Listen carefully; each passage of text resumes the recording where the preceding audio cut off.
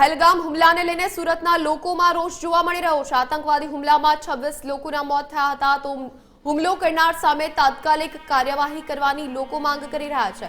તો આવનાર સમયમાં શરૂ થનારી વિવિધ યાત્રાઓને લઈને પણ લોકોમાં ભયનો માહોલ ફેલાયો છે। જે લોકો પર પણ હુમલો થયો છે તે મોટા ભાગે પર્યટકો હતા। પહેલગામમાં જે આતંકવાદીઓએ હુમલો કર્યો છે અને હુમલામાં જે ફરવા ગયેલા લોકો છે તે ઈજાગ્રસ્ત થયા હતા અને તેમાંથી 27 લોકોના મોત થયા છે, જેમાં ખાસ કરીને એક વ્યક્તિ જે છે સુરતનો હતો, સાથે ગુજરાતના પણ લોકો હતા। ત્યારે હાલ સુરતના લોકો છે તેમની સાથે રૂબરૂ થયા છે અને આ તમામ જે ઘટના બની છે તેના લઈને લોકોમાં પણ આક્રોશ જોવા મળી રહ્યો છે। આપણે સીધી વાત કરીશું, શું કહેશો ખાસ કરીને આ પ્રકારની ઘટના કેટલી નહીં?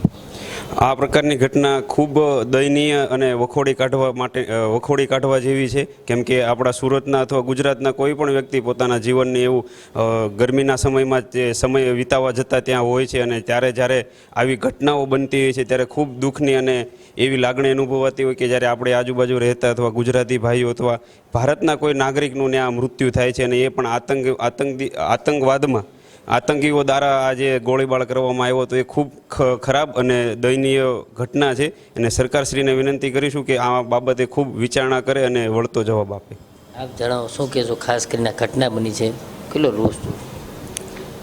પબ્લિકમાં બહુ જ રોષ જોવા મળી રહ્યો છે અત્યારે। તો આ સરકાર આની ઉપર કાયદેસરના લોકોને હેલ્પ થાય અને આગલી વખતે આવી ઘટના ન બને એના માટેનું ખાસ ધ્યાન આપે અને લોકોને જે આ ગરમી લોકોને વેકેશનનો માહોલ નિહાળી રહ્યા છે।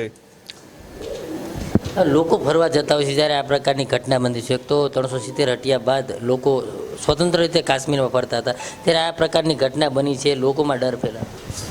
અરે મારે તો ખાસ કરીને એ કહેવું છે કે આ લોકો આવી રીતે પર્યટકોની ઉપર જે હુમલો કર્યો એ લોકોને તો કોઈ વસ્તુની ખબર નહોતી અને આ લોકો, મને જાણવા મળ્યું છે ત્યાં સુધી, આ લોકો આર્મીના ડ્રેસમાં આવ્યા હતા અને મતલબ આર્મીના ડ્રેસમાં આવ્યા એટલે આર્મીનો નજરચૂક અંદાજ થયો અને આ લોકોએ એનો ફાયદો ઉપાડ્યો અને આપણા જે આ પર્યટકો હતા એ બધા ઉપર એ લોકોએ હુમલો કર્યો। આપ જણાવો, ખાસ કરીને આખી આ ઘટના બની છે કઈ રીતે જુઓ છો, કેટલી ગંભીર? આ ઘટના તો બહુ ગંભીર અને નિંદનીય છે।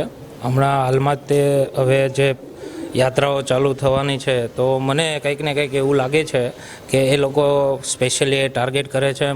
મને એક આ જાતિવાદી હુમલો હોય એવું પણ જણાય છે અને બહુ જ નિંદનીય છે આ હુમલો।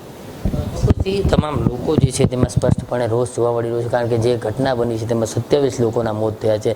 ત્યારે ખાસ કરીને સુરતના એક વ્યક્તિનું પણ તેમાં મોત થયું છે અને તેને જ લઈને સુરતમાં જે પ્રકારે રોષનો માહોલ જોવા મળી રહ્યો, સાથે સાથે ભાવનગરના 2 લોકો પણ મોતને ભેટ્યા છે અને તે તો પિતા પુત્ર હતા। ત્યારે જે પ્રકારની આખી ઘટના બની છે એ ફરવા માટે ગયા હતા અને ફરવા ગયા તે દરમિયાન આધાધૂંધ ગોળીબાર થયો હતો અને ગોળીબારમાં આ લોકોના 27 જેટલા લોકો હતા, જે પર્યટકો હતા, તેમના મોત થયા છે। એટલે ખાસ કરીને કહી શકાય કે એક સાજિશનો ભોગ જે છે તે તમામ લોકો બન્યા છે અને જે પ્રકારે હાલ તંત્ર કામે લાગ્યું છે, સાથે સેના તેમજ વડાપ્રધાન અને ગૃહમંત્રી સહિતના લોકો જે છે તે સમગ્ર ઘટનામાં ખડે પગે તૈનાત છે। ત્યારે જે પ્રકારે લોકો છે તે માંગ કરી રહ્યા છે કે આમાં જે કોઈ પણ જવાબદાર હોય તેમની સામે તાત્કાલિક કડક પગલાં લઈ અને એક્શન લેવામાં આવે। Divesh Parmar, TV13 news, Surat.